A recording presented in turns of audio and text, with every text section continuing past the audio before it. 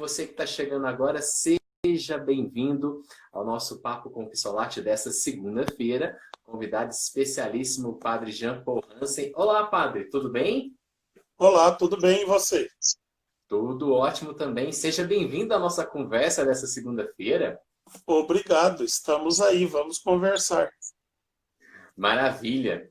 E como que o senhor tá? Tá tudo bem? Graças a Deus, tudo jóia. Ah, que coisa ótima. Tá animado? Opa, estamos aí. Você me escuta bem? Escuto bem. O senhor tá me escutando bem também? Tranquilamente. Maravilha. Enquanto o Você pessoal vai está com o chegando. fone invocado aí. Você viu só? Eu acho que a última live que a gente fez, eu ainda não tinha ele não, né? Não, não, ainda não. Agora eu já tô com ele é bom, precisa de ver. Que legal.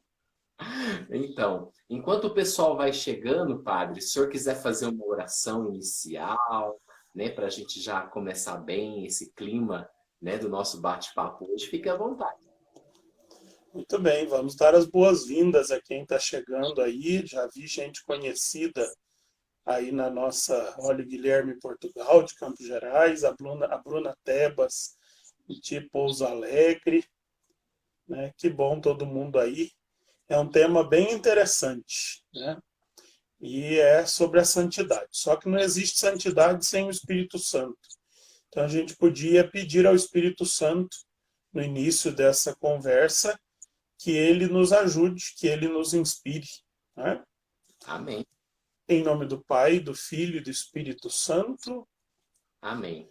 Vinde, Espírito Santo, enchei os corações dos vossos fiéis e acendei neles o fogo do vosso amor.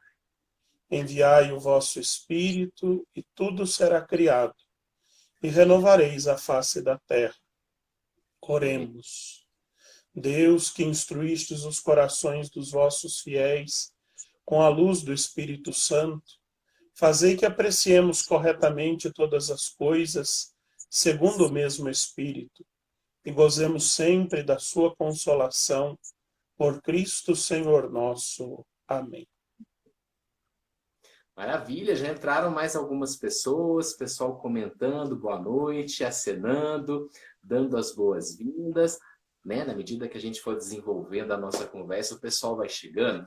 Padre, antes de mais nada, eu queria que o senhor explicasse um pouquinho o papel dos santos, porque às vezes as pessoas têm alguma dúvida, principalmente por questão de críticas de pessoas de outras denominações religiosas. Então, assim, para ficar claro como pontapé inicial, qual é o papel dos santos? Então, na doutrina da Igreja Católica, os santos têm duas funções, duas missões, digamos assim. Uhum. A primeira delas é a exemplaridade. Os santos servem para nós como exemplo.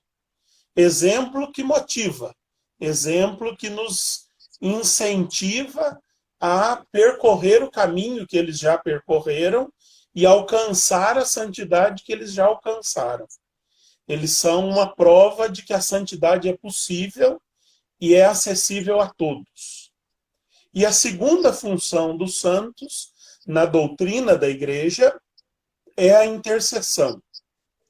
Nós professamos no credo que acreditamos na comunhão dos santos. Ou seja, nós acreditamos que os santos são aqueles que já estão no céu e por isso lá, diante de Deus, podem interceder por nós. Não precisam mais rezar por si mesmos, porque já alcançaram o alvo, já alcançaram o objetivo. Então, eles rezam por nós que ainda não alcançamos esse objetivo. Então, essas duas funções, a intercessão e a exemplaridade.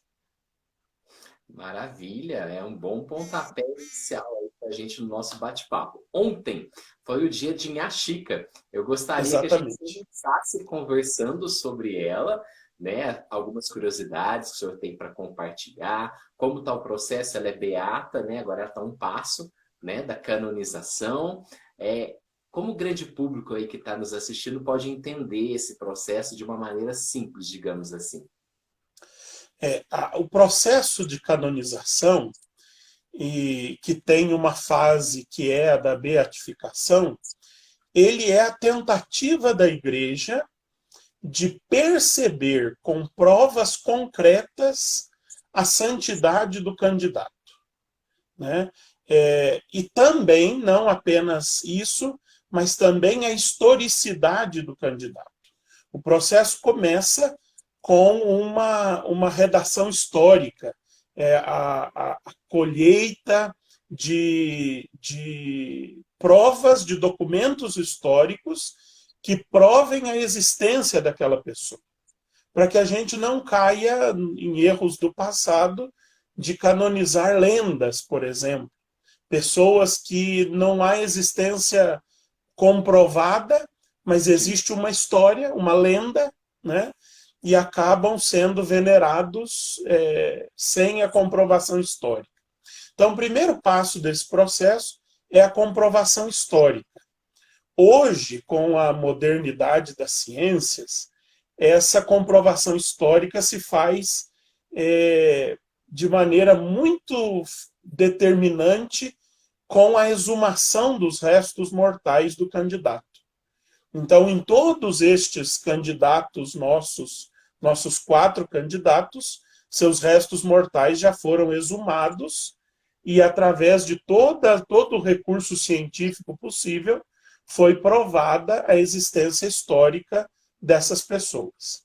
Depois da existência histórica, começa-se a investigar as virtudes do candidato. Se esse candidato viveu, de fato, as virtudes em grau heróico. Não basta viver as virtudes em grau comum, né? Como nós tentamos viver. É preciso demonstrar isso, que eles viveram mais do que isso, que eles viveram em grau heróico as virtudes, todas as virtudes. Qual exemplo seria dessas virtudes? Primeiro, as virtudes teologais, fé, esperança e caridade. Depois, as virtudes cardeais, prudência, temperança e assim por diante, né? Então, se estuda cada um desses elementos, cada uma dessas virtudes na vida daquela pessoa, através sempre de depoimentos de pessoas que, se há proximidade, conheceram o candidato, se não há proximidade, que ouviram de pessoas, que entrou na tradição oral e chegou até aquela pessoa, né? Provada a existência histórica, provada as virtudes em grau heróico, aí se começa a buscar um milagre. E o milagre é o definitivo para o processo de canonização. Por quê? Porque a igreja entende que na historicidade nós ouvimos a ciência.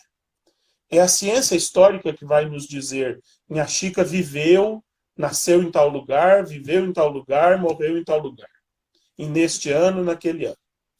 No inquérito das virtudes, a igreja entende que nós estamos nos ouvindo a própria igreja, ouvindo aqueles que estão empenhados em viver o evangelho. Então, é a própria igreja que dá testemunho da santidade daquela pessoa. Mas ainda falta alguém que a gente tem que ouvir e não ouviu, que é o próprio Deus. Se Deus carimba essa santidade, entendeu?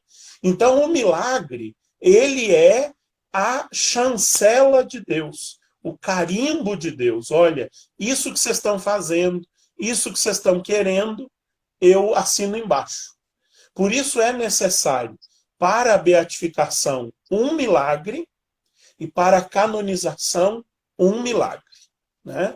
Então, mas é bom a gente também, desde já, a gente distinguir milagre de graça, né?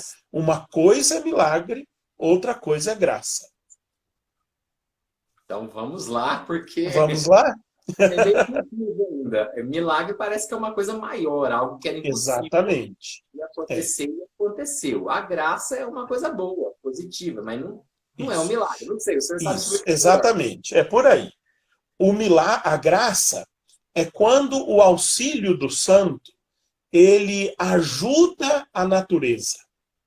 Uhum. E o milagre é quando o auxílio do santo, o auxílio dele, a intercessão dele, mas a ação de Deus, nenhum milagre é feito pelo santo, ele é pedido pelo santo a Deus. E Deus contraria a natureza para fazer o milagre. A graça, ela favorece a natureza. E o milagre contraria a natureza. Por exemplo, é, eu estou doente, vou ao médico, o médico diz que é muito grave, né? E eu começo o tratamento e vou tomando todos os remédios que o médico me diz e Uhum. vou ao mesmo tempo rezando a minha Chica e pedindo que ela me ajude, me cure, né? Mas ao mesmo tempo que eu peço a ela, eu tomo remédio.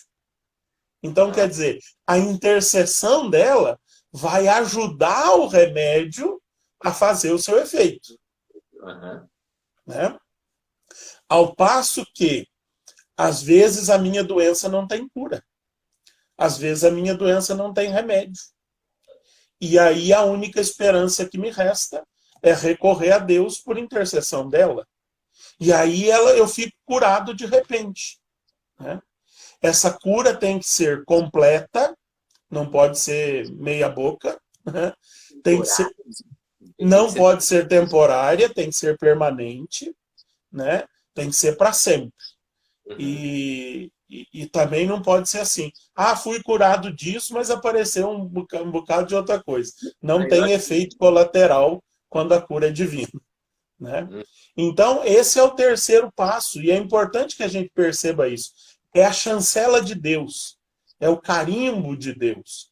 E então, com um carimbo, vamos dizer assim, com um milagre, a igreja propõe aquele santo a um culto restrito, como que Como, a uma experiência. Oi? uhum. Como A uma funciona? experiência. Né? Por exemplo, os beatos, eles só podem ser cultuados dentro das dioceses. Por exemplo, a Inhaxica. A Inhaxica é beata. Ela é cultuada dentro da diocese da Campanha e também na diocese de São João del Rei, que foi onde ela nasceu. O Certo. Padre Vítor nasceu e morreu na diocese da Campanha. Ele só é cultuado dentro da diocese da Campanha. Aí você diz assim, ah, mas eu conheço tanta gente de outros lugares que é devoto da Inhaxica ou do Padre Vítor. A devoção é ilimitada. Todos podem ser devotos no Brasil, no exterior, né? Eu difundi lá em Portugal, na época da beatificação, a devoção em Inhaxica. Né? Então, a devoção pode estar por todo lado. Mas o culto oficial da igreja, o culto litúrgico, só é celebrado na diocese, né? Entendi. É como se fosse uma experiência. Nós entendemos que Deus carimbou, então vamos provar isso aqui na nossa diocese. Se é verdade que Deus carimbou, ele vai mandar outro milagre. Então a igreja vai propor ao mundo inteiro esse culto. Vai dizer, ela é santa. Então, a canonização, cânon quer dizer lista, canonização quer dizer inscrever o nome dela na lista dos santos. Significa propô-la à Igreja Universal, ao mundo inteiro, para que a cultue, né, nesse culto de veneração. Né? Nós não adoramos, nem superveneramos, nós apenas veneramos os santos. O que quer dizer o que a gente dizia antes. Buscamos seguir o seu exemplo e confiamos na sua intercessão. Padre, fantástica explicação. Acho que eu nunca tive uma explicação tão clara desse processo. Eu tenho certeza que muita gente aqui que está nos assistindo também pôde entender um pouco melhor. Então, se você concorda, escreva nos comentários aqui embaixo. Se vocês tiverem alguma dúvida, né, sobre esse assunto tão interessante, pergunte aqui. O Padre Jean está disponível para nos responder. Padre, gostei muito. Vamos falar de Inha Chica propriamente? Vamos lá. Tem gente perguntando aí qual é o tema da live. Ah, é Santos ao pé da porta. Vamos ver se a gente escreve aqui. Essa é uma expressão do Papa Francisco, a gente vai chegar lá, né? Santos ao pé da porta. É uma forma que o Papa Francisco usa para falar dos santos que estão perto de nós. Então, a nossa proposta hoje é falar desses 4 santos, em princípio, Nhã Chica, Padre Victor, Nossa Mãe e Dom Otto, que são santos ao pé da nossa porta. Gente que viveu aqui no sul de Minas, num passado remoto, num passado próximo, né? Então, a santidade anda por aqui. Pode te pegar a qualquer hora. É verdade. Você que está chegando agora, seja bem-vindo. Eu vi que depois que a gente começou a conversar, muitas pessoas entraram, acenaram, deram boa noite, já elogiaram as suas explicações. Então, é isso. Seja bem-vindo, fique à vontade. Se você perdeu o comecinho, depois essa live vai ficar disponível aqui no IGTV do Instagram. Padre, Nhã Chica foi canonizada em 2015, 14. 2013. Falando da Ela jornada foi beatificada. beatificada. Canonizada ainda não. Pois é. Pois é, falei errado, desculpa. Tempo entre as duas, não tem um tempo comum, né? Pode Não. ser 5 anos, pode ser 20, 25, né? Podem ser séculos. Sério? E pode não ser, né? Nós esperamos que logo... O que depende? Só depende do carimbo de Deus, que nós chamamos milagre. Uhum. A hora que nós tivermos um outro milagre, né? A hora que a Igreja Diocesana, através do seu tribunal, receber a história de um novo milagre, né? Existe um milagre da Nhã Chica em estudo que teria acontecido no dia da beatificação dela, no dia 4 de maio de 2013. Olha só. Então, desde lá se vem estudando esse milagre, porque o milagre tem que ter essa marca de não ter sido uma solução científica, né? E para isso a igreja tem diversos tribunais, a começar aqui na diocese, né, quando as pessoas vão ao santuário e apresentam lá, olha, eu recebi um milagre. Muitas vezes as pessoas chamam de milagre porque é uma graça. Uhum. Né? Então, aí lá no próprio santuário, há uma atenção. Aquelas pessoas que anotam os relatos de graça, elas são orientadas pelo reitor do santuário para dizer assim, olha, isso pode ser um milagre, isso não é um milagre. A pessoa diz que é uma graça, mas pode ser milagre. A pessoa diz que é um milagre. Já tem um Oi? filtro. Exatamente. O primeiro filtro é ali, na contação da história. Uhum. Se o milagre passa por essa fase, aí a igreja vai buscar documentos. Quer dizer, a pessoa diz, eu não podia engravidar e engravidei. Mas quem é que te disse que você não podia? Tenho exames médicos que diziam, laudos médicos, então nós precisamos de tudo isso. Né? Mande para o santuário todos esses laudos, exames e coisa e tal. Né? Mas o médico me acompanhava. Então peça ao médico que ele escreva que aqui a sua gravidez, por exemplo, ela é um milagre, que não havia a menor possibilidade por parte da ciência. Bacana. A Sabrina perguntou aqui se esse milagre, tanto para beatificação quanto para canonização, precisa acontecer necessariamente dentro do território da diocese para valer. Não. Pode acontecer no mundo inteiro. O Brasil é uma terra de milagres, podemos dizer assim.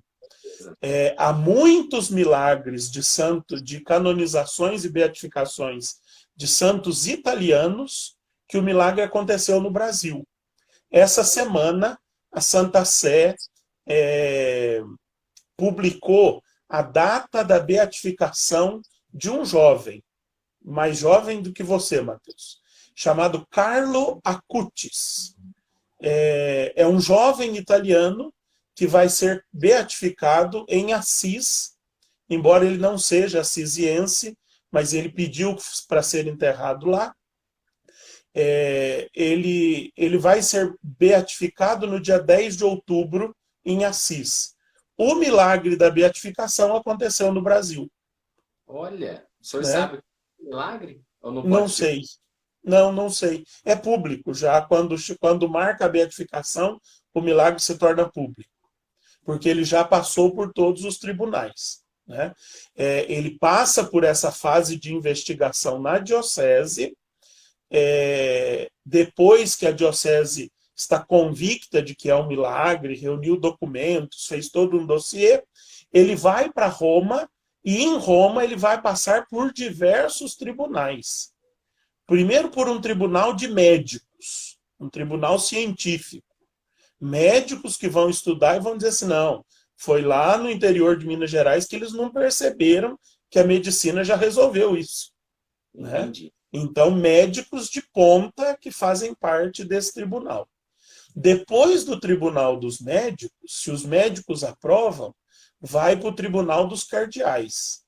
E aí os cardeais vão estudar o milagre para ver se de fato se recorreu só aquele beato, porque existe um negócio interessante.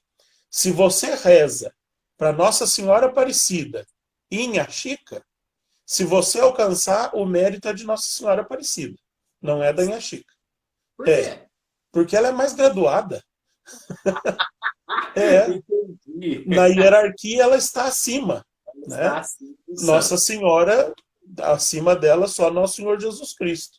Sim. Então, para que a gente alcance um milagre, para a beatificação dos servos de Deus, ou para a canonização dos nossos beatos, é preciso recorrer só a eles. Né? Então, os cardeais vão averiguar tudo isso. Se recebe o milagre, para descobrir Exatamente. Então, é preciso recorrer só a eles. Né? Entendi. Tem E uma... depois, o último passo, então, é a assinatura do Papa. Quem dá o veredito final, depois da diocese, depois do tribunal dos médicos, depois do tribunal dos cardeais, é o Santo Padre, o Papa. Bacana. Tem a pergunta do Mateus de Caxambu, achei muito interessante. O milagre para canonização, ele tem que ter acontecido temporalmente depois da beatificação? Sim, sim. Para a beatificação, não há exigência, desde a vida da pessoa até o dia, até aquele tempo. Mas para a canonização, ele tem que ser temporalmente depois da beatificação, porque é isso que nós acreditamos, é a chancela, é o carimbo de Deus de que a beatificação está certa. É esse o caminho. Eu estava lendo sobre Inhaxica hoje e eu vi um depoimento do bispo emérito do Dom Diamantino, que quando foi feita a exumação dos corpos, ele sentiu o odor das rosas, que é característico de santidade. O que o senhor comenta sobre isso? Isso já aconteceu lá na morte da Inhaxica, né? Nós celebramos ontem o dia da Inhaxica, porque a Inhaxica morreu em 14 de junho de 1895. Anotado aí, né? Tem aqui uma cola com as datas dos 4, porque eu com datas sou um horror. Então, em 14 de junho de 1895, ela morreu. Mas ela não tinha sinais de morte. Já era uma senhora de seus mais de 80 anos, e o médico da cidade, o médico de Baipendi, naquele tempo cada cidade tinha o seu médico, né? Então o médico da cidade viu a Inhaxica morta, mas não se convenceu de que ela estava morta. Então pediu que a velassem até o outro dia, não a enterrassem no dia 14. A velassem até o outro dia para ter certeza da sua morte. Só que nesse tempo do velório, o médico foi chamado às pressas, se eu não me engano, a Cruzília. E ele foi atender um paciente em Cruzília. E lá em Cruzília ele ficou 3 dias por conta desse paciente. E ele não deixou que enterrassem a Inhaxica enquanto ele não voltasse, para certificar-se da morte. Então Inhaxica ficou insepulta, ficou sendo velada do dia 14 ao dia 18 de junho. ela só foi encomendada e sepultada no dia 18 de junho, quando o médico voltou e deu o atestado de óbito. Uhum. Já naqueles dias, e aí vocês imaginam, teve tempo da notícia se espalhar pelas cidades vizinhas, todo mundo que tinha recorrido a Inhaxica foi para o seu velório, né? E muitas pessoas que foram ao velório da Inhaxica testemunhavam isso, que já no velório ela exalava um perfume de rosas. A gente ouvia isso, sabia disso pela literatura, pelos depoimentos das testemunhas. Não havia testemunhas oculares do enterro, mas havia gente que era criança quando a Inhaxica morreu e que os pais foram ao enterro e contavam do perfume de rosas. Na exumação do corpo, que foi em junho também de 99, se eu não me engano, não tenho aqui essa data. Mas já agora, né, mais 90, não, é mais para frente, 98, 99. Porque O Dom Diamantino. Oi? Dom Diamantino começou em torno disso, né? 98, 99, 97, por aí, né? É 98 que ele se torna bispo. Uhum. Provavelmente a exumação deve ser 99. Né? Ele testemunha e todas as outras pessoas do tribunal que estavam na exumação, porque não é um ato público, imagina, né? É um ato restrito ao tribunal e a quem tem funções ali. Os pedreiros que vão escavar, os legistas, é preciso a presença de legistas do Estado para darem cientificidade ao ato, né? Então, todo mundo que estava ali, o engenheiro da igreja, porque a igreja de Inhaxica, em Baipendi, ela foi subindo de nível, né, com as várias reformas. Então, a Inhaxica não estava mais a 7 palmos, como a gente diz. Né? Ela já estava quase a 2 metros de profundidade, não porque ela foi descendo, mas porque o piso da igreja foi subindo. Né? Então estava ali o engenheiro, o arquiteto das reformas da igreja e tal, e todos eles testemunharam que quando chegaram ao caixão da Inhaxica, era já 6 horas da tarde, na igreja matriz já estava tocando Ave Maria e os sinos dobrando, se sentiu, quando se rompeu a tábua do caixão, se sentiu esse perfume de rosas. Isso é característico. Oi? Arrepiar essa história, hein? O que é isso? Isso é tão característico que os postuladores, os advogados que pleiteiam a causa dos santos em Roma, eles já estão tão precavidos disso que eles, nas orientações que eles dão a quem vai participar, eles já proíbem o uso de desodorante, de perfume, de sabonete perfumado. Quem vai, exatamente, para não haver uma falsidade aí. Né? Então, conta-se que quando esse cheiro exalou lá na igreja da Inhaxica, a irmã Célia Cadorim, que era a vice-postuladora, ela saiu um por um cheirando e dizendo: eu não falei que não era para vir de perfume? Né? Só que ela não achou ninguém com perfume. O perfume vinha do caixão. Olha só, de arrepiar essa história, hein?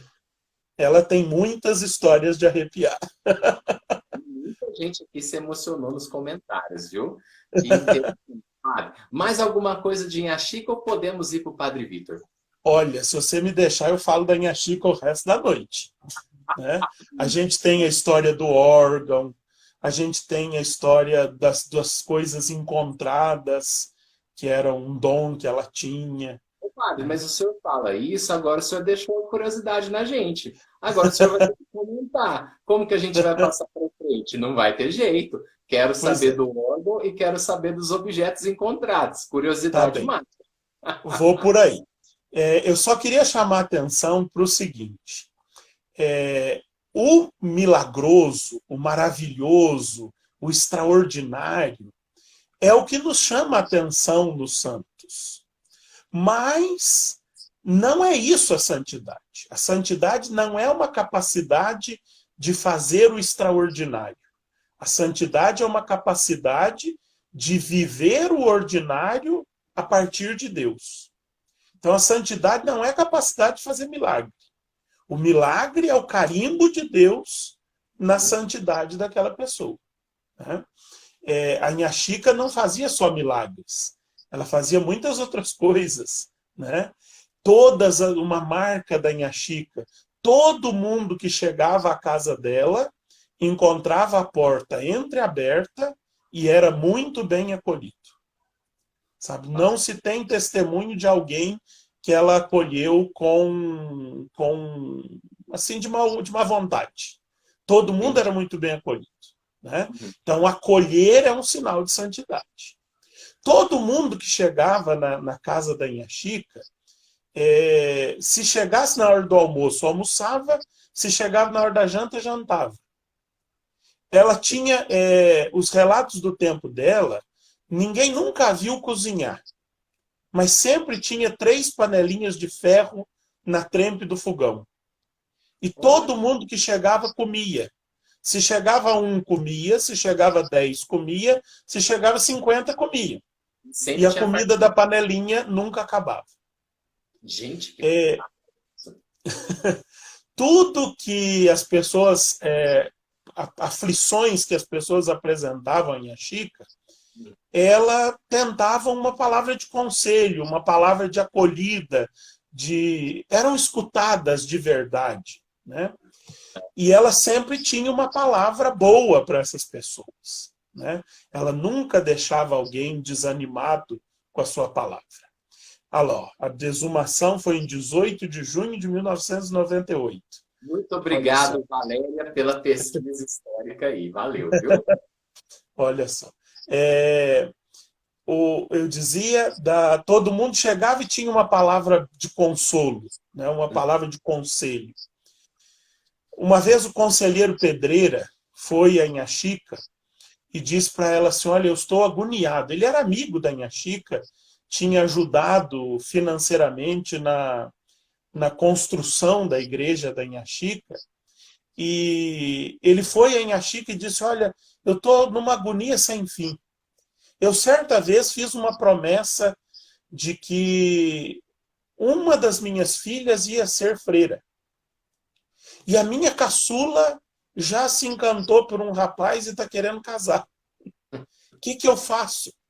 Eu deixo ela casar ou eu proíbo ela de casar e faço ela ser freira por ser... Pensemos a época em que eles viviam, né? Porque eu fiz essa promessa. A última filha disponível, né? Exatamente. E a Inha Chica, com muita sabedoria, aconselhou o conselheiro Pedreira da seguinte forma: não se preocupe, deixe ela casar, porque no fim da vida ela ainda vai ser toda de Deus. A Zélia, que era a filha caçula do conselheiro Pedreira, casou-se, teve 10 filhos, Nossa. 4 padres e 6 freiras. Já tinha vocação para a vocação inteira. E no final da vida, ela se fez carmelita num mosteiro onde a filha era priora. E hoje existe o processo de canonização da irmã Zélia. Veja só. Né? Coisas assim. Quando a Inha Chica não tinha uma palavra dela para oferecer à pessoa, ela dizia assim, só um instantinho que eu vou falar com a minha sinhá. Entrava no quarto, se ajoelhava diante da imagenzinha de Nossa Senhora, rezava por aquela intenção e saía com uma resposta. Muitas vezes as pessoas vinham agoniadas porque tinham perdido, sei lá, eu sei a história de um boi, por exemplo, né? Perderam, era um carreiro, um homem que trabalhava no carro de boi, e tinha sumido um boi. E a gente sabe que carro de boi não funciona sem um boi. Né? Tem que estar todos os bois para formar as juntas, e ele só funciona com todos os bois ali. Sim. Um boi significa que aquele rapaz tinha perdido o emprego, né? Não tinha trabalho para se sustentar. E a Inha Chica vai falar o que para esse rapaz? Ela não sabe do boi do rapaz, ela não conhece aonde que o rapaz mora. E nada disso. O que ela faz? Ela diz, só um instantinho que eu vou falar com a minha senhora. E ela entra no quarto, reza Nossa Senhora da Conceição, e sai do quarto e diz para o rapaz assim, na sua propriedade tem um rio? Tem. Na beira desse rio tem um bambual? Tem. Pois então, o boi está lá dentro do bambual. Ele entrou no meio da torceira de bambu e não consegue sair. Vai lá que você vai encontrá-lo. E aí esse rapaz faz o que ela mandou. Ele já tinha procurado em tudo ali na beira do rio. Ele já tinha rodado aquele bambual um monte de vezes, mas ele nunca tinha olhado lá dentro. Né? E de fato foi o que tinha acontecido. E ele pôde retomar o seu trabalho e depois trazer no carro de boi, com aquele boi, as tábuas de que foram feitas o primeiro forro da capela que ela estava construindo. Então ela tinha esse dom de achar as coisas, especialmente as coisas que estavam muito ligadas à subsistência das pessoas. Para que o trabalhador tivesse trabalho, para que o pai de família pudesse sustentar a sua família e assim por diante. Para terminar... Fantástico. Para terminar a sessão Inha Chica, a história do órgão. Certa vez, a Inha Chica estava rezando a Nossa Senhora da Conceição e ela sentiu que Nossa Senhora queria... Ela já tinha sentido, ela já tinha ouvido de Nossa Senhora, né, o desejo de uma capela. E ela estava construindo a capela. Mas no meio da construção da capela, partindo já para os finalmente, ela percebe que Nossa Senhora quer um órgão. Nossa Senhora diz a ela que ela quer um órgão para a capela. Só que a Inha Chica veio de Rio das Mortes Pequeno, que é um distritozinho de São João del Rei, e foi morar em Baipendi. Inha Chica nunca tinha visto um órgão. A Inha Chica foi procurar o padre, o Monsenhor Marcos Pereira Gomes Nogueira, que é o padre que fez a canivete, os entalhes da cúpula da matriz de Baipendi, e que era amigo da Inha Chica. A Inha Chica foi ao cônego Marcos para dizer assim, olha, o seu cônego, a Nossa Senhora me fez um pedido. E eu preciso que o senhor me ajude a entender esse pedido. Porque a Nossa Senhora diz que quer um órgão, mas eu não sei o que é um órgão. Gente. E aí o cônego Marcos, que era também baipendiano, mas era um homem de vasta cultura, explicou para a Inha Chica, mas em tom assim de desanimá-la, dizendo assim, olha, é muito complicado. Órgão só existe na Europa. Não existe fábrica de órgão no Brasil. Para a gente comprar um órgão, vai ter que importar da Europa, vai ter que vir de fora. A senhora já está construindo a igreja com tanta dificuldade. E ela dizia para o padre Marcos assim, mas a minha senhora quer. E conversa vai, conversa vem. Quando ela entendeu o que era o órgão, ela disse para o Monsenhor Marcos assim, o senhor trata de comprar, que eu trato de arrumar o dinheiro. Ó, desafiou, hein? E aí o Monsenhor Marcos se viu à rasca, né? Se viu desafiado. A sorte do Monsenhor Marcos é que nessa época a corte de Dom Pedro estava no Rio e havia um professor de música de Dom Pedro chamado Maestro Francisco Raposo, que era baipendiano. Um homem cuja obra musical se equipara à de Villa-Lobos, mas não é muito conhecido. Sabe, Maestro Francisco Raposo. Se há algum musicista aí nos assistindo, pesquise por esse homem.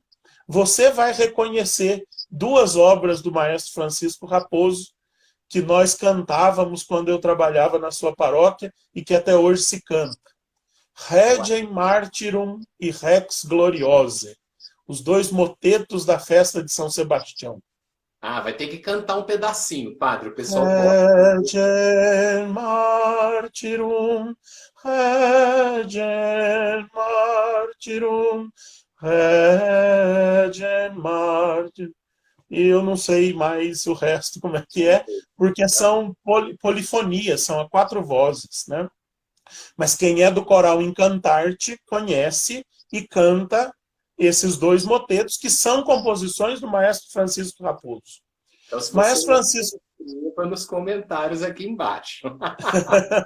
Maestro Francisco Raposo era professor de violão de Dom Pedro II. Então, o cônego Marcos faz contato com o maestro Raposo no Rio Uhum. e pede ao maestro Raposo que providencie, porque a Inha Chica quer que ele providencie a compra de um órgão para a capela. O maestro Francisco Raposo faz todos os contatos via corte com a Europa, importa para o Rio um órgão europeu. Esse órgão vem de navio até o Rio, depois vai de trem do Rio até Barra do Piraí, Nossa. e de Barra do Piraí até Baipendi, esse órgão vai de carro de boi. Gente, Vocês imaginam o que é isso, né? Que viagem fez esse órgão? Quando se anuncia a chegada do órgão, o maestro Raposo vem do Rio de Janeiro para estrear o órgão em Baipendi. Porque não era só a Inha Chica que nunca tinha visto. Ninguém em Baipendi nunca tinha visto um órgão. Então foi um momento cívico, público, a chegada do órgão em Baipendi. E esse órgão chegou a carro de boi. Oi? Foi um evento. Um evento, claro.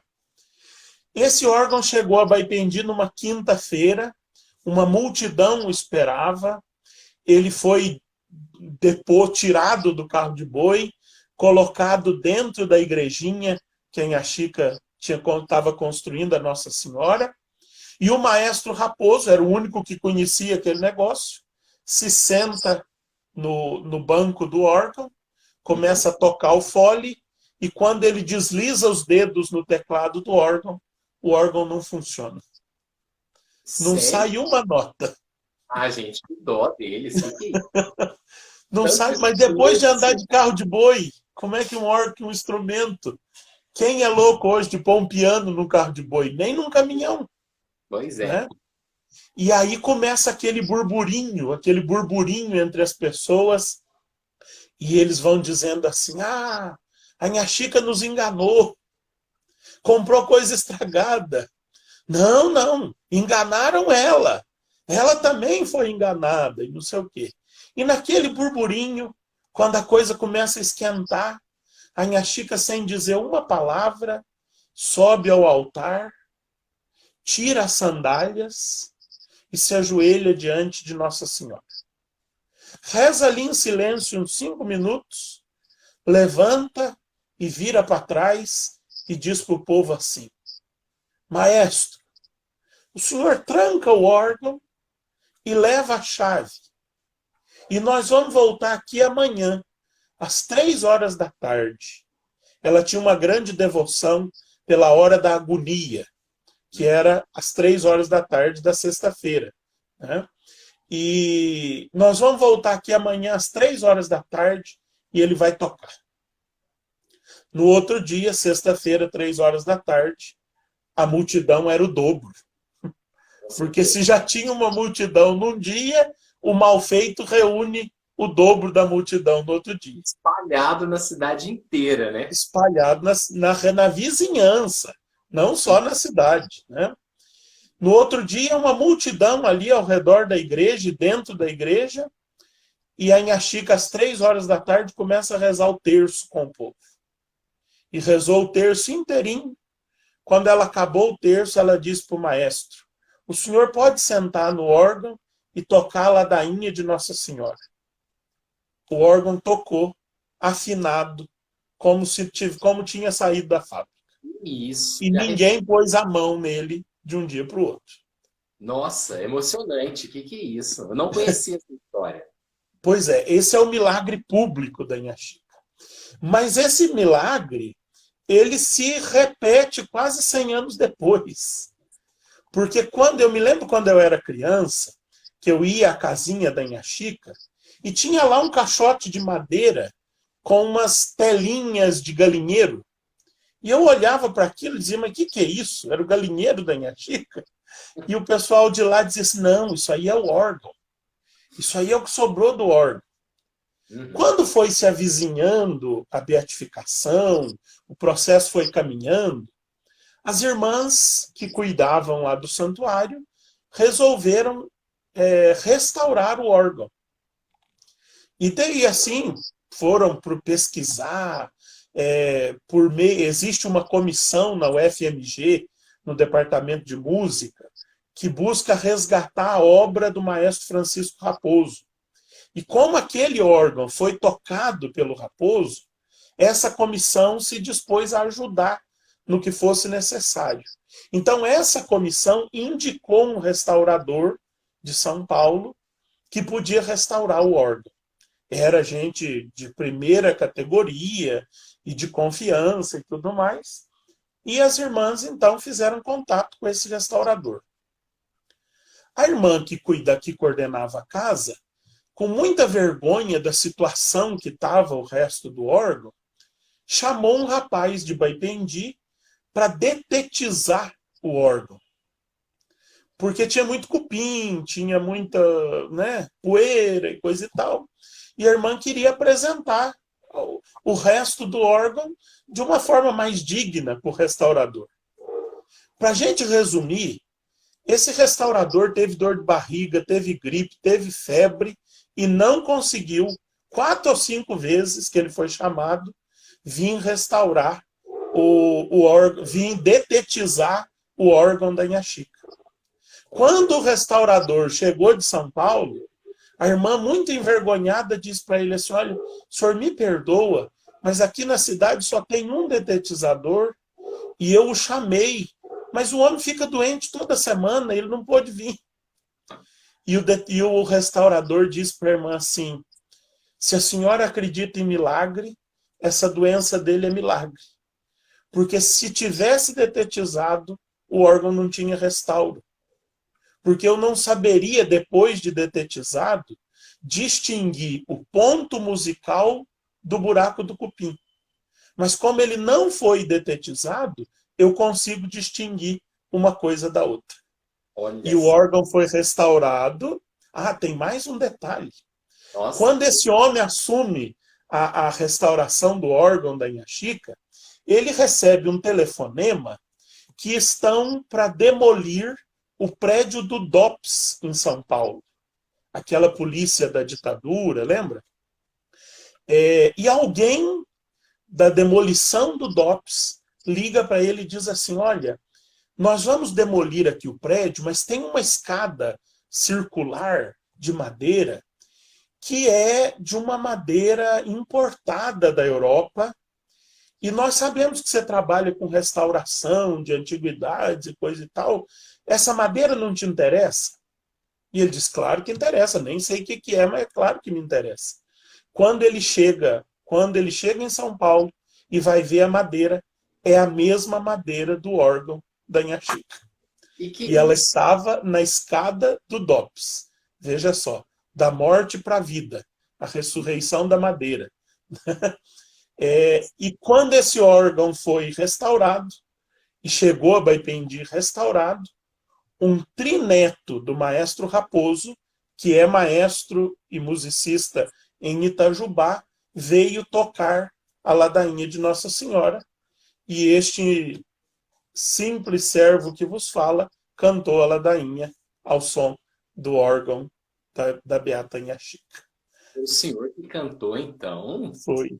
Eu era moleque, não era já era seminarista.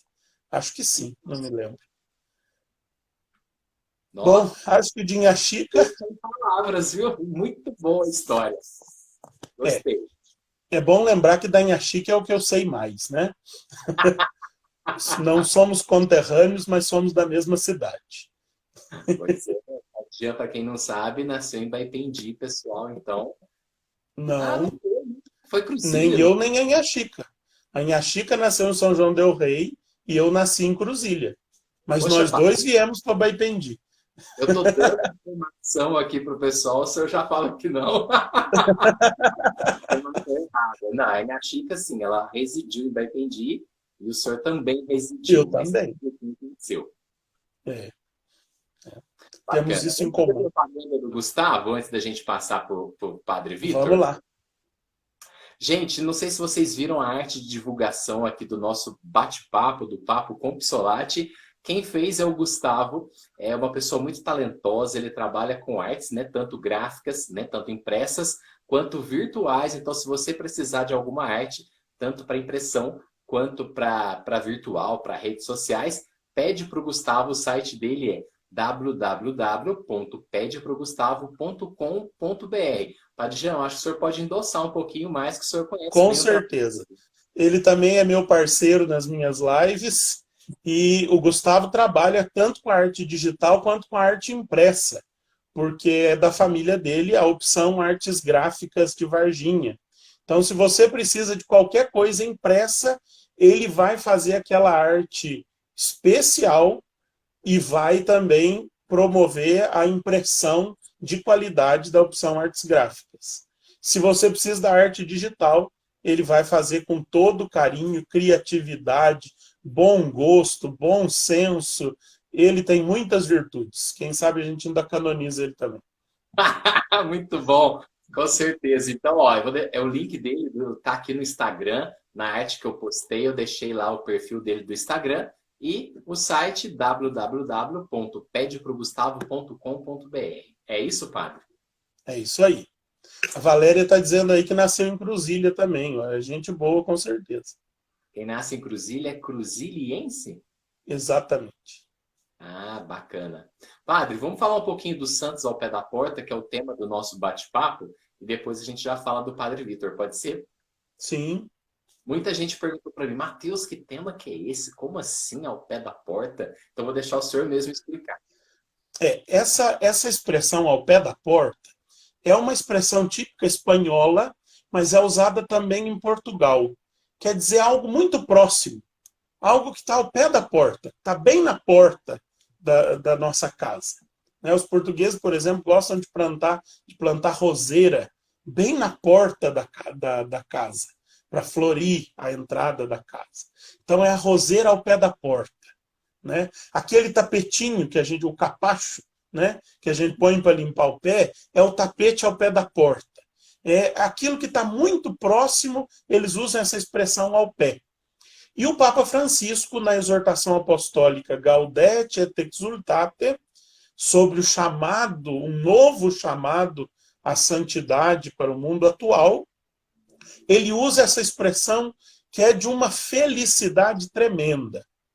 Ele diz que nós não temos que nos preocupar só com os grandes santos, em cultuar os grandes santos canonizados pela igreja. Todos nós temos santos ao pé da porta. Todos nós conhecemos um santo vivo, ou uma meia dúzia deles. Sim. Gente que convive com a gente e que é santo. Que pode no futuro ser canonizada? Pode. Mas pode nunca ser reconhecida e nem por isso deixa de ser santa. Então é uma forma do Papa Francisco nos dizer que a santidade está ao nosso alcance. Esses dias, gravando um programa, eu disse para... lembrei. Nas meditações que eu fiz para a novena da Inhaxica, eu escrevi a pedido do reitor do santuário, Padre Edinho, uma meditação para cada dia, a partir do tema e do texto bíblico que ele me ofereceu. E num dos dias eu dizia lá, a santidade não é o oposto da humanidade, mas é a plenitude da humanidade. Ser santo não é o contrário de ser gente. Ser santo significa ser gente boa, ser gente de Deus, ser gente para valer. E a gente conhece gente assim, santos ao pé da porta. A nossa diocese da Campanha ela tem esse privilégio de ter 4 candidatos oficiais à santidade. Primeiro, a Nha Chica, que é uma leiga. Nha Chica não era freira. Nha Chica não era, vamos dizer assim, não era nada. Nha Chica era uma leiga, né? Como a maioria do povo de Deus. A maioria do povo de Deus é leigo. Então, isso é muito importante para nós, que nós tenhamos uma leiga a caminho não, ela já está agora nos altares, né? Porque já foi beatificado. Depois nós temos o Padre Victor, que também já foi beatificado, né? E ele foi beatificado em 2015, né? 16 de novembro de 2015. 14 de novembro de 2015. Ele é padre, né?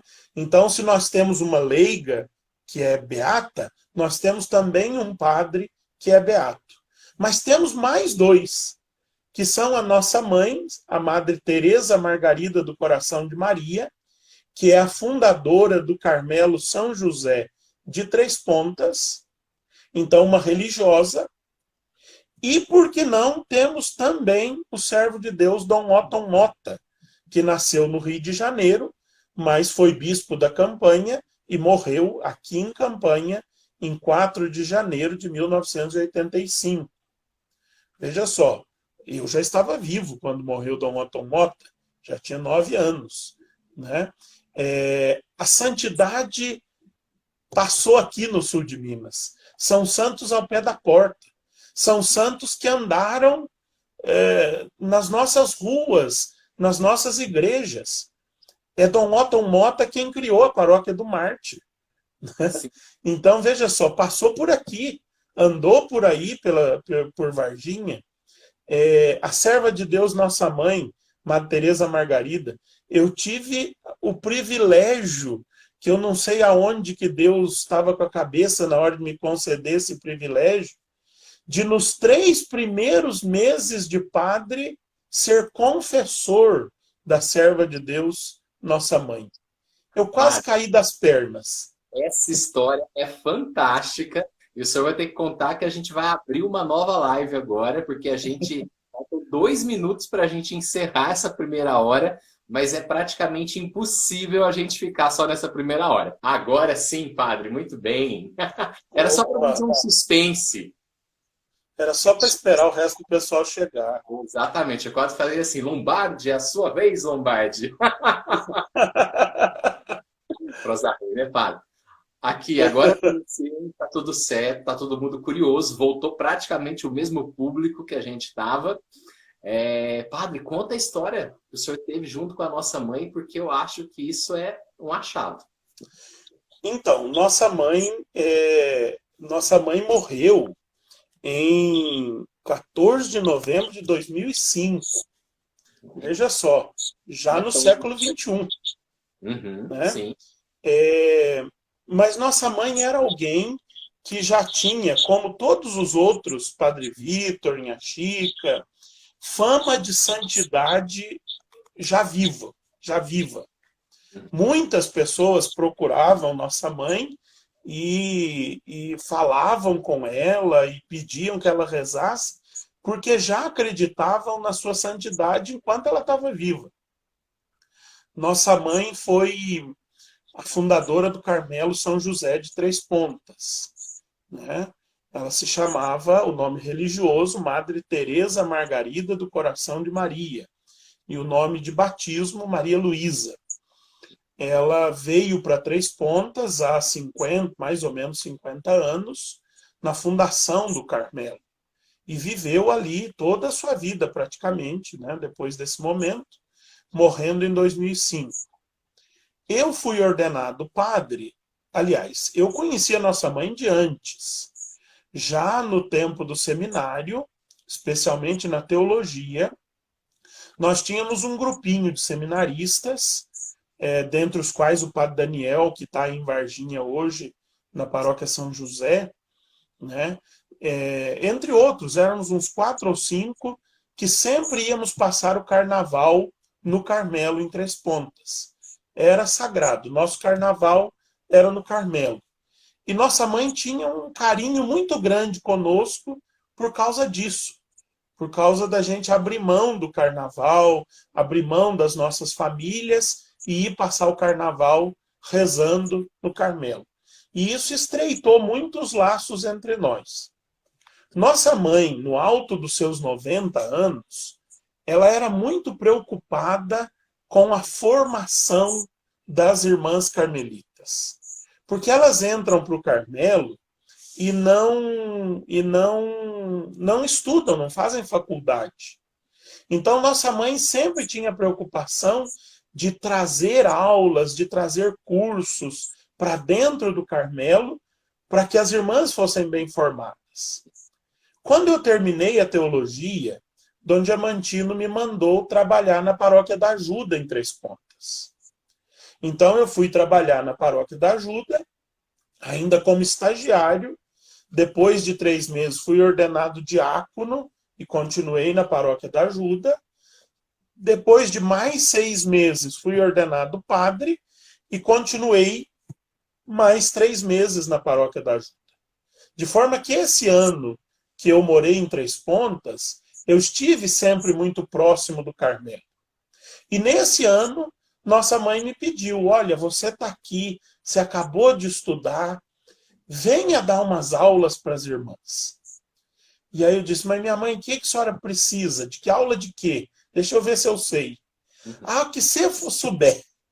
E aí nós estudamos Cristologia naquele ano com as irmãs.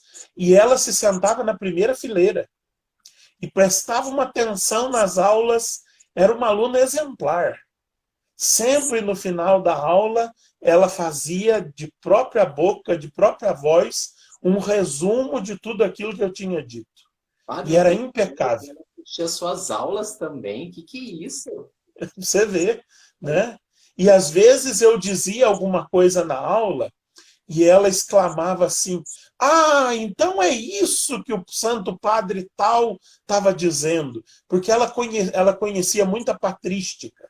Os santos padres dos primeiros séculos da igreja tinha lido muita patrística.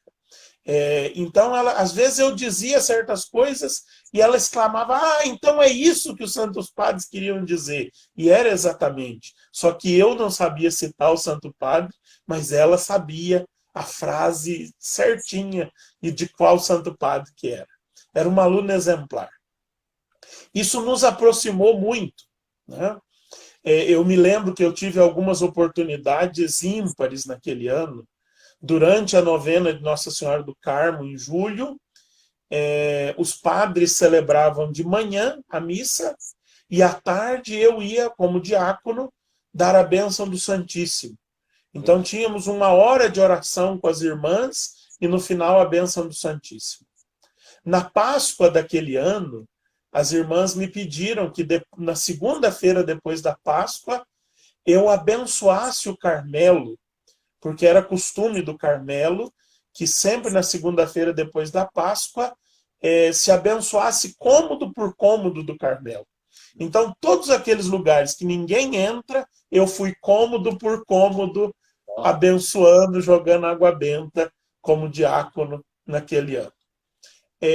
Então, como disse, isso nos aproximou muito. Quando eu fui ordenado, em outubro de 2004, assim que eu cheguei a Três Pontas e fui celebrar no Carmelo, nossa mãe me pediu para falar comigo depois. Fomos ao parlatório e eu disse, minha mãe, o que a senhora precisa? Ela virou assim, eu preciso me confessar. Eu disse, arregalei o olho e falei, pelo amor de Deus, essa mulher não tem pecado. Né? Mas ela disse assim, não é hoje não. Eu preciso de um confessor. Eu quero que você seja o meu confessor. Enquanto você estiver aqui, é com você que eu vou me confessar. Depois do susto, eu disse, tá bem, minha mãe, a senhora quer se confessar com que regularidade? Pensava eu que ela ia dizer assim 1 vez por mês, de 2 em 2 meses. E ela me respondeu assim, As constituições me mandam confessar toda semana. A minha idade, que não sabe quando é que Deus vai me chamar, e os meus pecados me aconselham a confessar todos os dias. Ah, Mas, não, as constituições me aconselham a confessar de 15 em 15 dias. Desculpa, vamos apagar aqui a história. As constituições me mandam confessar uma vez ao mês. aham. A minha idade e a minha condição de pecadora me aconselham a me confessar uma vez por semana. Uhum. Mas como você precisa descansar também, nós vamos fazer de 15 em 15 dias. Porque era assim, eu celebrava para elas no sábado, às 7 da manhã. E quando ela queria, quando era o sábado dela confessar, eu tinha que ir às 6h30. Antes, Então ela se preocupava que eu não acordasse mais cedo todo sábado. olha só. Então nós vamos confessar de 15 em 15 dias. Um sábado você dorme um pouquinho mais, um sábado eu me confesso. E assim eu fui o confessor dela durante 3 meses. Vou te fazer uma pergunta, assim, Ah, quando o senhor confessava e nesse tempo que o senhor teve de convivência com ela, o senhor imaginava que ela poderia ter um processo de beatificação para depois canonização? Já passava na sua mente naquela época ou não? já. Eu partilhava da impressão de muitas pessoas que conviviam com ela de estar convivendo com uma santa. Por isso me assustava ser o confessor dela, Uhum. sabe? É, mas eu partilhava, sim, dessa impressão de que eu estava conversando, tanto que eu nunca perdi a oportunidade de conversar com ela.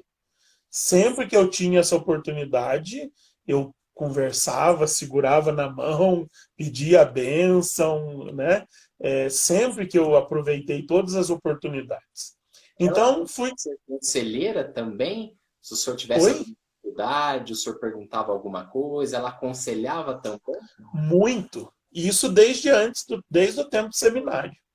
Uhum. Quando eu tinha alguma dificuldade, eu, né, procurava e me aconselhava. Existe um conselho dela que eu já tornei público e posso contar aqui também mais uma vez. Certa vez, depois de ordenado diácono, eu fui conversar com a nossa mãe, porque é na ordenação diaconal que a gente promete rezar o ofício, a liturgia das horas. E um dia eu fui conversar, eu pedi para falar com ela, porque eu estava aflito. E eu disse, minha mãe, o que eu faço? Eu não tenho conseguido rezar a liturgia das horas e eu prometi na ordenação diaconal. E ela me respondeu assim, meu filho, eu ouço aqui do Carmelo que você faz um trabalho brilhante com a juventude aqui na cidade. E isso sempre foi o meu sonho. Eu sempre quis trabalhar com a juventude. Mas eu sou carmelita. Eu não posso trabalhar com a juventude. A minha vocação e a minha missão na igreja é rezar. Então vamos combinar, sim?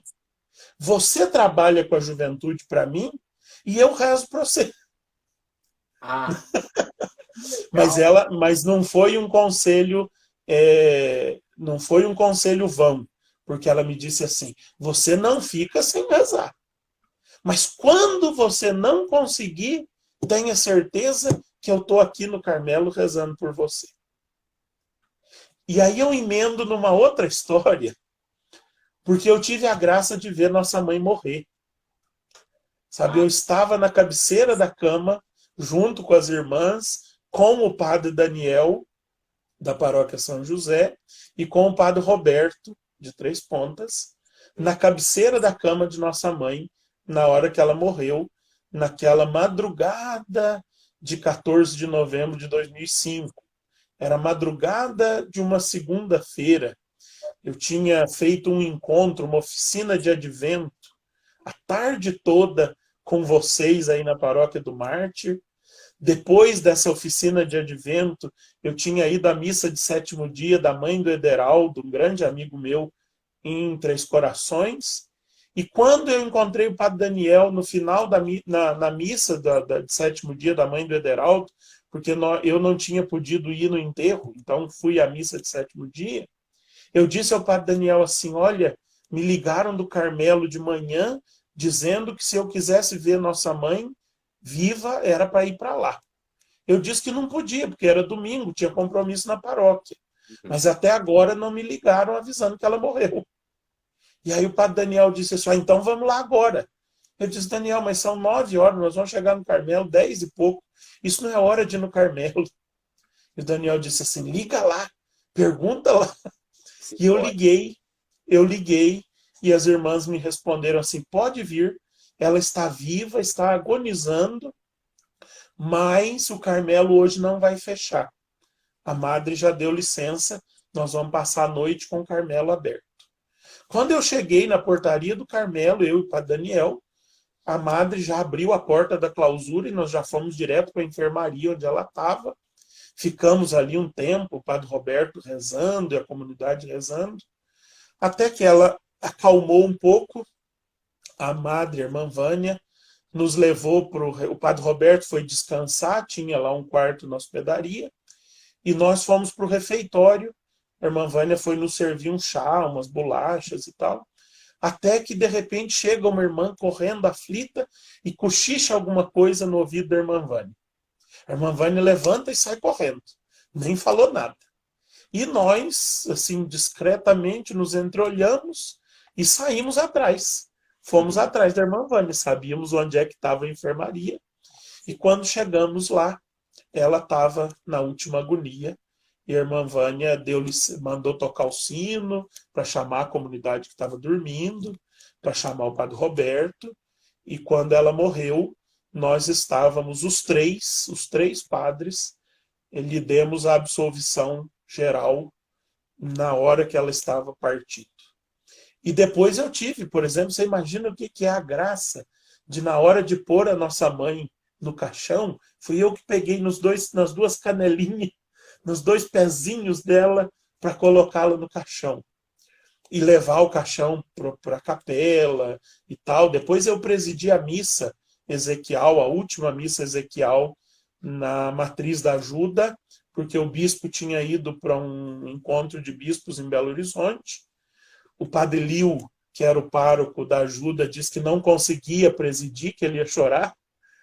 O padre Roberto disse que não presidia, mas que se quisesse ele pregava. E eu disse, eu não prego, porque se eu for pregar eu choro. Mas presidir eu presido. Então foi assim, eu presidi, o padre Roberto pregou e o padre Liu concelebrou. Mas nessa história de colocá-la no caixão, levá-la para a capela, eu me lembrei daquilo que ela tinha me dito. E disse para ela assim, minha mãe, a senhora tinha combinado que quando eu não rezasse, a senhora estava aqui rezando. Mas agora a senhora morre, quem vai rezar para mim? E eu ouvi ela me responder na mesma hora. Agora está mais fácil, meu filho. Agora eu vou rezar direto do céu. Nossa, já é padre. O que é isso? Né? São os santos ao pé da porta. Os santos com quem a gente convive. Eu vou te fazer uma pergunta extremamente pessoal. O senhor responda se o senhor quiser, tá? Se eu puder também. O senhor, quando faz as suas orações, o senhor pede a intercessão dela? Sim, dela e da Inha Chica. Sou muito próximo das duas mulheres, mais do que do Padre Vitor e do Dom Otto. Mas sou muito próximo e convivo muito com as duas na minha oração. Uhum. Que bacana, padre. No dia... O senhor, se eu não me engano, eu ouvi alguma coisa que o senhor deu testemunhos para o processo dela. Da nossa mãe, sim, eu depus. É? Hein? O senhor deu depoimento, alguma coisa para o processo dela, não deu? Exatamente. Quando eu me mudei para a Europa para estudar, a data da minha viagem para a Europa foi propositalmente marcada para o dia seguinte à abertura do processo de canonização dela. Eu fiquei no Brasil até aquele final de semana, porque naquele final de semana foi a abertura do processo. E viajei na segunda-feira para a Europa. mas o postulador quis, antes de abrir o processo, né, na véspera de abrir o processo, colher o meu depoimento, porque eu viajaria para a Europa na segunda-feira. Então eu fui, pode-se dizer, o primeiro depoimento colhido, porque foi colhido até antes de abrir o processo, na véspera de abrir o processo, né? E contei aquilo que podia, porque aquilo que é matéria de confissão não se pode contar, né? É segredo, e é segredo até para o processo. É segredo para todo mundo, sem chance. Mas eu não convivia com ela só na confissão. Eu convivi muito mais fora da confissão do que na confissão. Padre, que privilégio, viu? Eu não sabia dessas histórias todas, dessa ligação tão próxima do Senhor com ela e com a história dela. Que interessante, viu? Tem muito mais coisas que, por exemplo, vou te dar mais um exemplo. Tá, só uma pergunta que me veio aqui, eu nem sei se seria a hora de fazer, mas no sepultamento, no velório, aquele odor das rosas foi presente? Da nossa mãe? Não, nada assim. O caixão dela estava cheio de rosas, entendeu? Cada um que vinha para o velório da nossa mãe trazia uma rosa, e ela foi sendo coberta de rosas pelo povo, e depois vasos de rosa, vasos de flores ali ao redor. Entendi. Sim. Pode contar a sua história que eu te interrompi, desculpa. É uma história que eu tenho certeza que você vai entender muito bem, mas quem está nos assistindo também. Quando eu saí do Marte, eu fui estudar na Europa, né? Quando eu terminei meus estudos na Europa, Dom Diamantino me mandou um e-mail no final do meu tempo e me disse: olha, você está voltando, você quer voltar, você quer estudar mais? E eu disse: não, quero voltar, preciso decantar aquilo que eu aprendi já antes de estudar mais. Aí vai, e-mail vem. Um dia ele me diz assim: olha, eu estou pensando em te mandar para Caxambu. Eu disse: tudo bem, me alegra muito ir para Caxambu, já morei lá na infância, tem lá as monjas, que são muito queridas, né? Então, por mim, tudo bem. Ele diz: mas não divulgue ainda não, que eu vou me certificar se vai ser isso mesmo, tá. Fui dormir aquela noite, e naquela noite, aquela mesma vozinha me disse assim: olha, você vai para Caxambu. Você vai para Caxambu para cuidar das monjas e para cuidar do seu avô. Eu nem dei bola para aquela vozinha, né? E toquei a vida para frente. Quando eu cheguei em Caxambu, a situação das monjas era uma situação complicada. Elas passavam necessidades e assim por diante, e eu comecei a cuidar. Eu comecei com o Padre Ailton naquele começo a dar uma atenção especial às monjas, a fazer campanhas por elas e assim por diante. Logo depois, um tempo depois, o meu avô, que morava ali no caminho de Caxambu, aparece com um câncer no estômago, e quem é que vai cuidar? Trazê-lo para Varginha e coisa e tal, e ir para o médico e acompanhar no hospital, fui eu. Olha só. Quando essas duas coisas se juntaram, eu fui lembrando daquela vozinha. E aí um dia eu estava no Carmelo em Três Pontas, era um dia do Padre Vitor, eu estava no Carmelo em Três Pontas, e sempre que vou ao Carmelo, as irmãs me perguntam como é que as monjas de Caxambu estão. E aí então me perguntaram: como é que estão as monjas, assim, assim, assado? Eu falei: a situação é essa, assim, assim e tal. E contei para elas. Falei para elas assim: olha, quando eu estava lá em Salamanca, eu ouvi uma vozinha que me dizia que eu vinha para Caxambu para cuidar delas e do meu avô. Meu avô já enterrei, agora estou cuidando delas. E uma das irmãs lá do Carmelo diz assim: era a nossa mãe que estava te avisando. Eu disse: como é que a senhora sabe? Ela dizia assim, é típico dela. Ela sempre nos chamava no ofício dela e dizia, olha, você vai fazer isso e vai fazer aquilo. Era sempre assim. É a vozinha dela te guiando. Pode acreditar. E a partir daquele momento eu sempre acreditei que era a nossa mãe que estava me guiando e me conduzindo e dizendo o que eu precisava fazer. Sensacional testemunho, hein, padre? Que é isso? Eu estou arrepiado, imagino que quem está nos assistindo também tá. Que massa! Que legal! Curti muito essa. Nós convivemos com santos. Precisamos percebê-los. Né? E precisamos sê-lo, antes de tudo. Né? Certeza, padre, concordo plenamente. Aqui, vamos falar de Padre Vitor? Vamos. É uma alegria. O senhor tem Um alguma... padre do nosso clero, do clero campanhense. Sim, o senhor tem uma curiosidade, alguma história dele, assim, para a gente já começar atiçando a curiosidade de quem está nos assistindo? Olha, o padre Victor é o primeiro padre negro do Brasil. Isso isso é uma coisa que a gente não pode esquecer. Num tempo em que o negro, ainda mais nos dias que nós vivemos, né? Nesses dias que nós estamos, a Inha Chica era filha de negras, filha e neta de negras escravas. O Leandro Carnal fez uma publicação no Instagram dele ontem, uma foto da Inha Chica, dizendo isso, que era muito significativo que a igreja canonizasse, beatificasse uma filha e neta de negros. Né? Então nós não podemos esquecer isso do Padre Victor.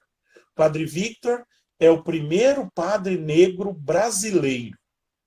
Por que eu digo isso?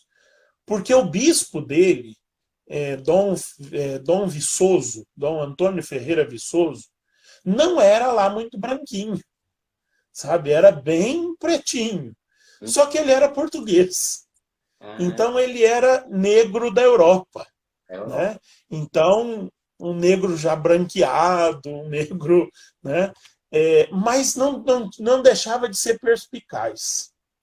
Padre Vitor nasceu em Campanha, numa fazenda. Teve por madrinha de batismo a dona dessa fazenda.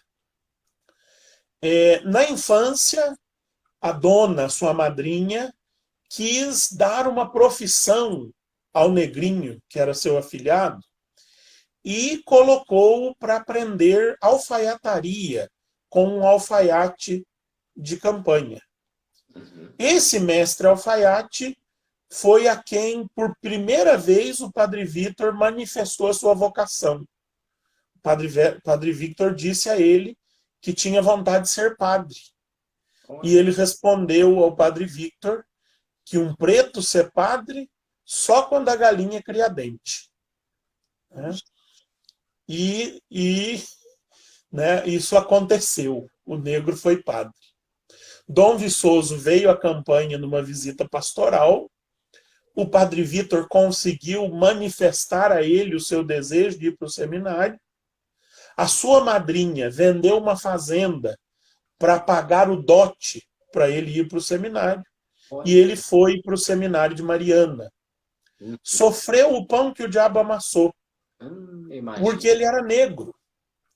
Então ele foi para o seminário, mas os seminaristas brancos faziam dele o escravo. Ainda era tempo de escravatura. Então ele tinha que engraxar os sapatos, limpar as privadas. E já nesse tempo de seminário, com tantas humilhações, ele foi manifestando a sua santidade, sendo firme e vigoroso, suportando tudo por uma causa maior. A mim me encanta muito a perspicácia de Dom Viçoso, porque Dom Viçoso ordenou o Padre Victor, mandou para a Campanha, sua terra, ele ficou 6 meses ajudando em Campanha, e depois de 6 meses o Padre Victor mandou, o Dom Viçoso mandou o Padre Victor para Três Pontas. O que era Três Pontas naquele tempo? Três Pontas naquele tempo é o que ainda é hoje, com muito mais glamour, podemos dizer. Era a capital da cafeicultura, e nós sabemos que na história do Brasil, a cafeicultura foi uma das maiores mãos de obras que exploraram o trabalho escravo negro no Brasil. Sim. Então, Dom Viçoso manda para a capital da cafeicultura, para a terra dos coronéis do café, em plena escravidão, um padre negro. Qual foi a reação imediata? Um grupo de coronéis da cidade saiu de Três Pontas e foi a Mariana dizer para Dom Viçoso: o senhor está louco? O senhor está achando que nós, coronéis, vamos entrar na igreja e sentar para escutar um preto falar durante a missa? Mas nunca. O senhor trate de tirar ele de lá. E o Dom Viçoso, na sua sabedoria, disse para aqueles coronéis: olha, as transferências deste ano já estão feitas. Os senhores aguentem eles lá, por amor de Deus, por um ano, no máximo. Uhum. Nas próximas transferências, eu o tiro de lá. Os coronéis voltaram com essa certeza de que o padre Vítor não passava de um ano em Três Pontas. E ele foi pároco por 53 anos em Três Pontas. Antes de completar o primeiro ano, com medo de que o bispo cumprisse a promessa, aqueles mesmos coronéis voltaram a Mariana para pedir ao Dom Viçoso que não o tirasse, porque eles nunca tinham tido um padre tão santo. Gente, de arrepiar essa história, viu? Não Né? conhecia. Em tempos de racismo, nós precisamos ouvir essas histórias e tomar muito cuidado para não repetir tais coisas. Nossa. O padre Vítor foi pároco lá por 53 anos, despontou pela santidade, porque não, né, era muito caridoso, ele ganhava esmolas e punha no bolso, sem olhar o que tinha dentro do envelope. Se encontrava um pobre, ele tirava aquele envelope e dava para o pobre. Olha. E nisso ele deu fortunas aos pobres, né? Porque não tinha nem olhado o que estava dentro do envelope. Era um homem de reconciliação. É uma coisa que me encanta no Padre Vítor. Naquele tempo das fazendas, dos cafés e tudo mais, era muito comum as pessoas brigarem, mas brigarem para a morte, né? Se você passar na porta da minha casa, eu te mato. Né? E às vezes colonos da mesma fazenda brigavam nessa intensidade. E ninguém tinha coragem de botar os dois para conversar. Então chamavam o Padre Vítor. E o Padre Vítor botava um na frente do outro. E eles saíam dali abraçados. Que legal. Era um homem da reconciliação. E assim tem muitas outras histórias, muitas virtudes do Padre Vítor, né? Eu tenho que expressar não só a minha emoção, o meu sentimento, mas o de todo mundo que está assistindo. Muita gente comentando emocionante, histórias fantásticas, mas assim, é inevitável a gente falar o aprendizado. Como estamos aprendendo com o Senhor nessa noite, com essas histórias, com esses testemunhos. Fantástico, viu? Que bom, fico feliz. Tô emocionado também, viu? Isso tudo é para a gente aprender isso. A santidade está muito perto de nós. A santidade não é o oposto do humano, é a plenitude do humano.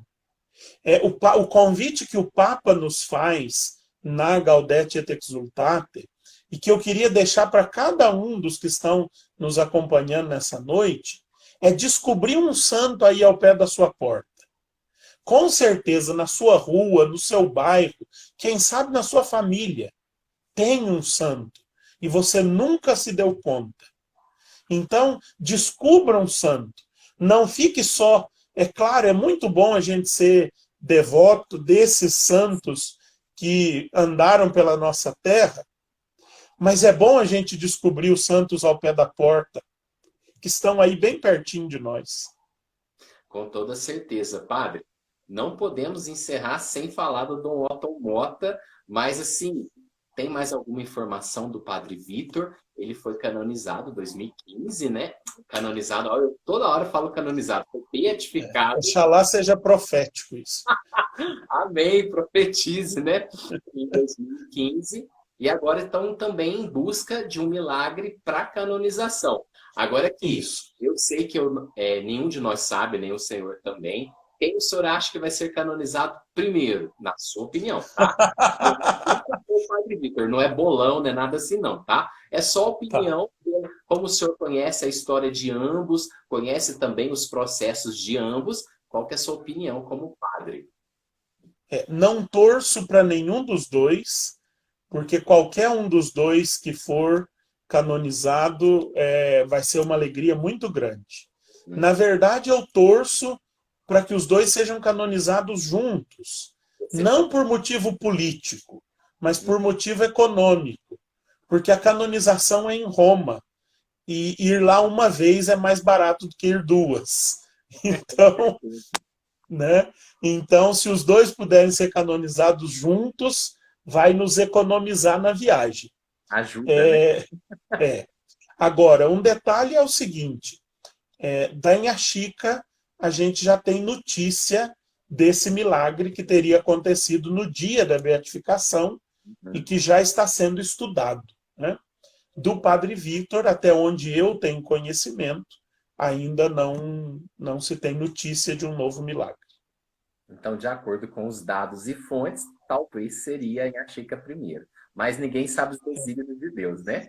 Existe uma história muito curiosa que é a seguinte: quando nossa mãe era viva, se falava de muitos milagres da Inhaxica, e de fato o postulador, que foi muito amigo de nossa mãe, dizia que a Inhaxica tem vocação de taumaturga, os santos que fazem muitos milagres. Tá. Né? Então o padre Paulo dizia que a Inhaxica tinha vocação de taumaturga. E aí nossa mãe disse para as irmãs do Carmelo assim: vamos começar a rezar para a Inhaxica para ela ensinar o Padre Vitor lá em cima a fazer milagre. Olha só. Né? Agora a Inhaxica está ensinando o Padre Vitor, está ensinando ela mesma, né? E que Deus vá chancelando, carimbando a vida desses nossos santos e de tantos outros que estão por aí e que a gente conviveu e que a gente convive aí em Varginha. Nos tempos que eu vivi aí, eu conheci alguns, sabe, santos ao pé da nossa porta. O pessoal de Varginha que está aí vai lembrar do seu Romeu Rossignoli. Sim. Você também se lembra dele, não lembra? Pessoa boníssima. Pois é, né? Eu também tive a oportunidade de ser confessor e de viajar uma ocasião com a Selma Melo, né? A Selma da Ordem Carmelita Secular, né? Que tinha sido esposa do Gilson Melo, e também uma santa mulher que eu convivia aí em Varginha.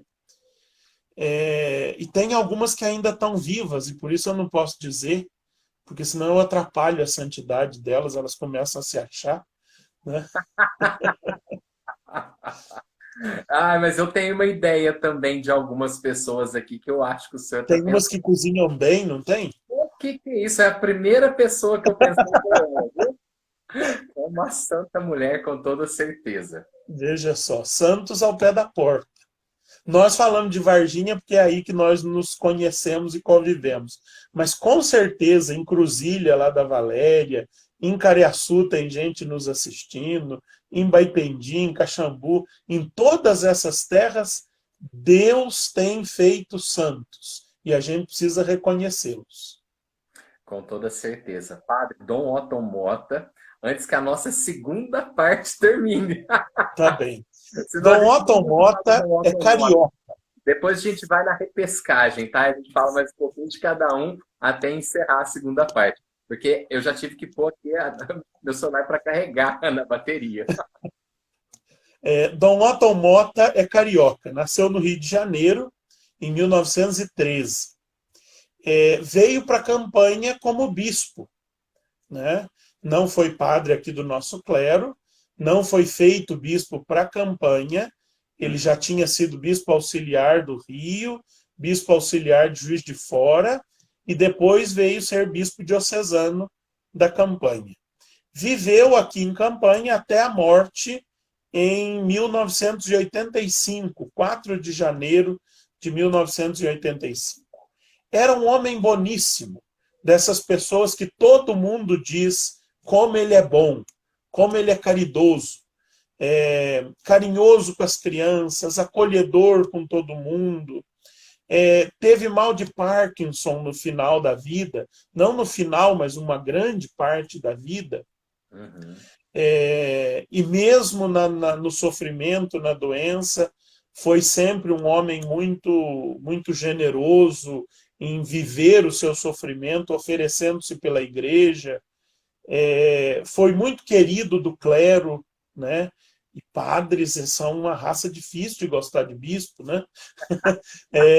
Mas Dom Otto foi muito querido pelo clero, muito querido pelo povo de Campanha, né? De modo que, quando ele morreu, muitos campanhenses começaram a ir à cripta da catedral e rezar pedindo a sua intercessão. E depois depositar flores, depositar velas diante do túmulo, né, da urna de Dom Otto Mota. O processo dele é o processo mais recente, ele ainda está na fase da coleta de informações aqui na diocese, ainda não foi enviado para Roma, está aqui na nossa diocese, coletando dados, construindo ainda o processo. É o processo mais novo que nós temos. A minha avó sempre contava histórias, que minha avó é de Campanha, ela sempre contava história dos bispos de Campanha. Então, desde criança, a gente sempre ouviu falar dos bispos de Campanha pelos relatos da minha avó, que o senhor também a conheceu. Então, ela sempre falava Dom Ferrão, Dom Otto Mota, falava todos os bispos que passaram várias gerações, né? Ela de Campanha, ela sempre comentou com a gente. Então, desde criança, eu ouço esse nome. E ela falava da santidade de Dom Otto? Não me recordo sobre santidade, eu não sei. Tem várias pessoas da minha família assistindo. Se vocês lembrarem de alguma coisa, comentam aqui, tá? Não me recordo. Eu lembro dos nomes, mas não sei te falar.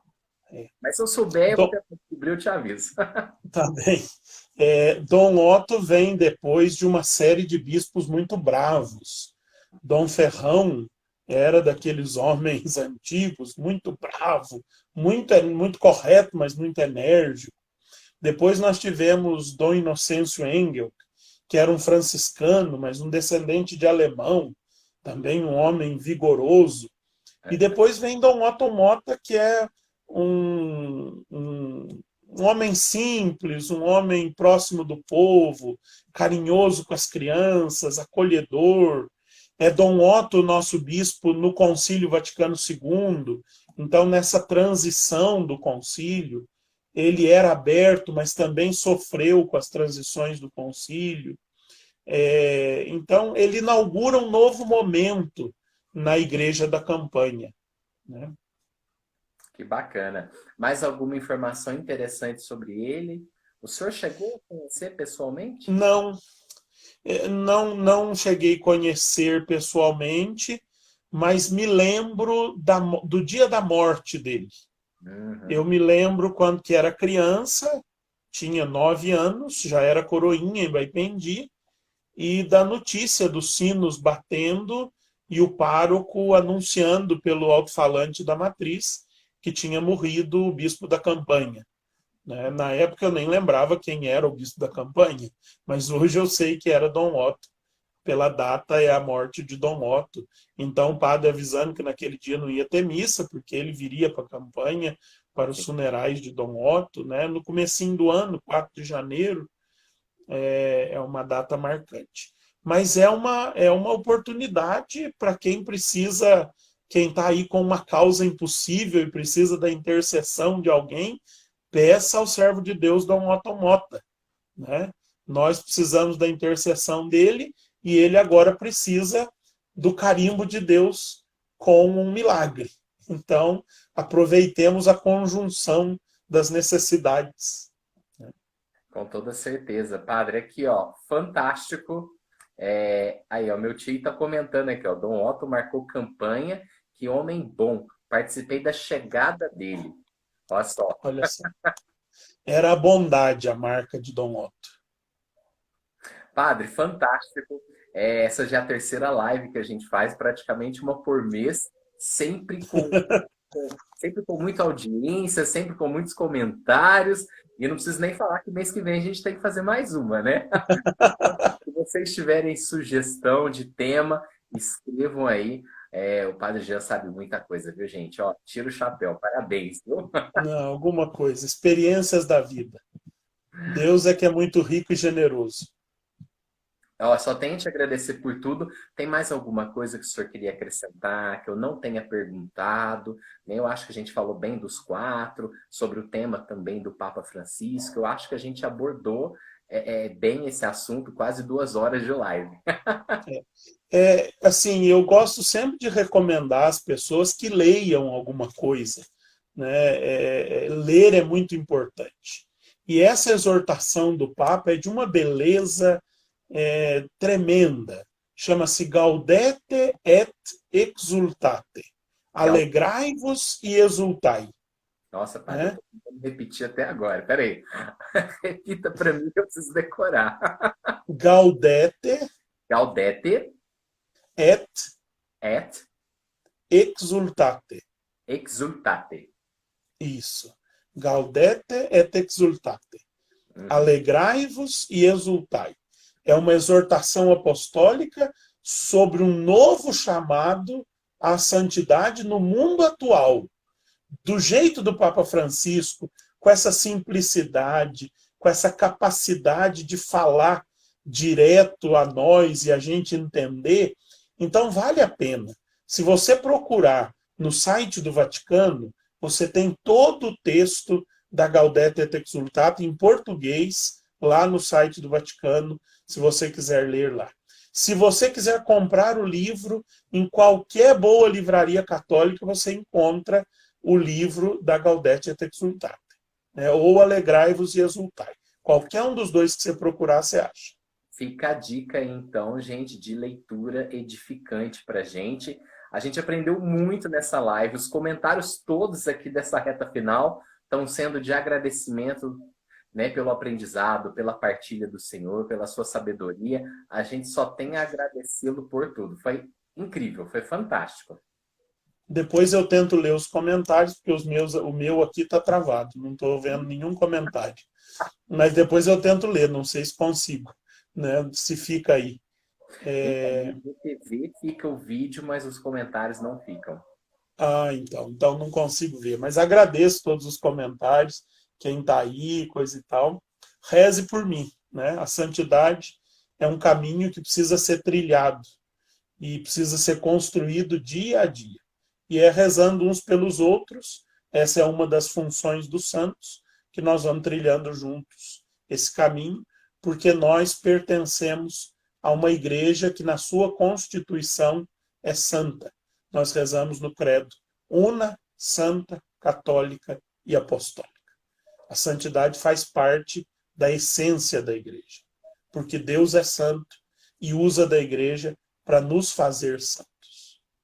Fantástico, Padre. Ó, gratidão, só tenho a te agradecer por tudo, tá? Por essa oportunidade. Outras virão, com toda certeza. Eu gostaria de pedir para o senhor agora uma bênção para todo mundo que está assistindo aí, para a gente poder concluir bem a nossa live e também essa nossa noite de segunda-feira. Isso aí, vamos lá. O Senhor esteja convosco. Ele está no meio de nós. Por intercessão do servo de Deus Dom Otto Mota, da serva de Deus Madre Teresa Margarida do Coração de Maria, nossa mãe, do Beato Padre Victor e da Beata Inha Chica, desça sobre todos vocês que estão assistindo essa live agora online ou depois no IGTV, desça sobre você, sobre as suas necessidades, sobre as suas causas, sobre o seu caminho pessoal e comunitário de santidade, a bênção do Deus Todo-Poderoso, Pai, Filho e Espírito Santo. Amém. Padre, gratidão, muito obrigado. Uma boa Eu que noite. agradeço por mais uma oportunidade. Foi fantástico. Pessoal, gratidão a todos vocês que ficaram aqui na nossa live até no finalzinho. Se você entrou depois, perdeu alguma coisa, os 2 vídeos, parte 1 e parte 2, vão estar lá no IGTV. Boa noite, um abraço a todos. Obrigado mais uma vez, Padre. Tchau, tchau. Obrigado você. Até mais. Obrigado a todos. Tamo junto. E